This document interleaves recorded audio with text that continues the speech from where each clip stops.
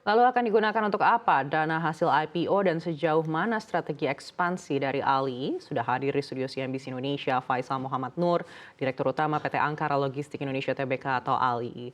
Selamat sore Pak Faisal, apa kabar? Selamat sore, kabar baik. Selamat sore Bu Anke. Terima kasih atas undangannya sore hari ini. Sama-sama Pak Faisal. Ini menarik sekali kalau kita melihat IPO ALI yang dilakukan di tahun 2024 ini. Di mana tahun 2024 ini dikatakan katanya penuh ketidakpastian, baik dari dalam dan luar negeri. Terutama kita juga akan menggelar pemilu di 14 Februari nanti. Mungkin boleh dijelaskan latar belakangnya? Um, ada dua pertimbangan kami tetap melantai di tahun 2024. Yang pertama adalah momentum bisnis, kedua adalah kondisi pasar modal kita yang cukup baik. Gitu ya. Di tahun 2024 kami melihat ini waktunya atau momentum bagi Ali untuk melantai di bursa saham Indonesia dengan mengacu kepada bisnis planning yang telah kami susun beberapa tahun ke depan. Dan kami yakin di tahun 2024 dan seterusnya, selepas IPO, pertumbuhan bisnis kita akan sangat signifikan. Terkait dengan pasar modal, kalau kita amati beberapa tahun terakhir juga cukup kondusif dan stabil. Despite tingkat suku bunga acuan dari beberapa bank sentral dunia yang meningkat, tetapi kondisi pasar modal kita tetap cukup baik dan stabil. Kita juga diuntungkan 6 bulan terakhir ya kan seperti Federal Reserve maupun Bank Indonesia menahan tingkat suku bunganya. Bahkan kalau saya baca dari beberapa literatur gitu ya, para ekonom memproyeksikan di semester 2 tahun ini tingkat suku bunga turun sekitar 100 basis poin. Terkait dengan kondisi politik, dari hasil pengamatan kami, beberapa kali pilpres, pileg itu relatif stabil, maksudnya tidak ada chaos atau apa. Jadi kita yakin dengan kondisi pasar modal kita, walaupun adalah tahun politik di tahun ini. Mungkin itu pertimbangan kami sih. Baik, tadi Bapak sampaikan momentum bisnis. Ya. Kenapa memilih waktunya di awal tahun 2024? Momentum apa yang dicari? Tentunya IPO itu adalah langkah strategis kita untuk memperbaiki bisnis kita. Dari hasil IPO ini, kondisi profitabilitas kita pasti akan meningkat karena tingkat beban bunga yang menurun. Kemudian kalau kita lihat lagi dari si financial position pasti akan lebih baik. Tentunya capital structure kita akan lebih baik. Di sini akan memberikan room bagi kita untuk tumbuh, karena kita akan tumbuh untuk mensiasati atau melayani permintaan dari customer Ali. Baik, lalu IPO sudah dilakukan. Apakah sesuai dengan target dari PT Angkara sendiri?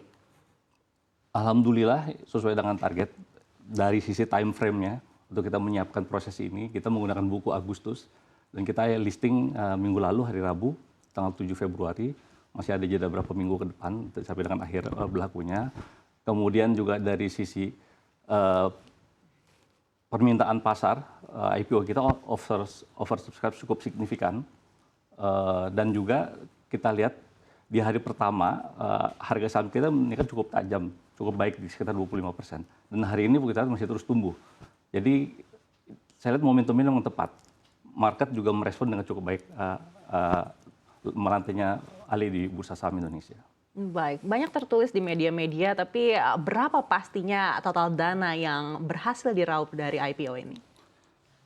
Net profit setelah kita kurangi dengan biaya-biaya terkait dengan IPO itu sekitar 847 miliar. Sekitar 635 miliar kita gunakan untuk melunasi sebagian hutang pada kreditur kita.